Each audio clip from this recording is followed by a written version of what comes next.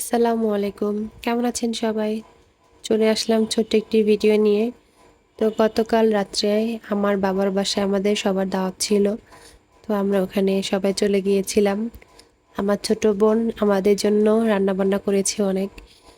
তো চলেন কি কি রান্না করেছে সেগুলো আপনাদের সাথে শেয়ার করি।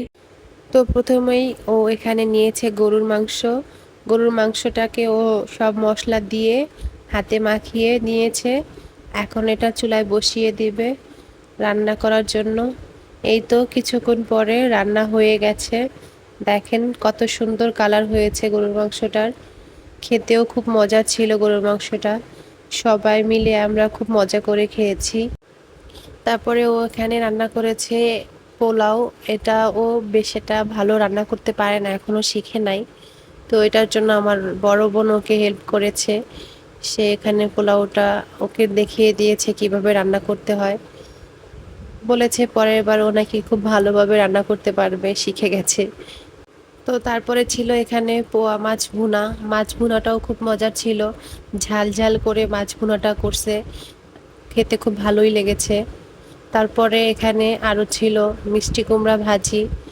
সব রান্নাই মোটামুটি খুব ভালো ছিল, আমরা সবাই খেয়েছি।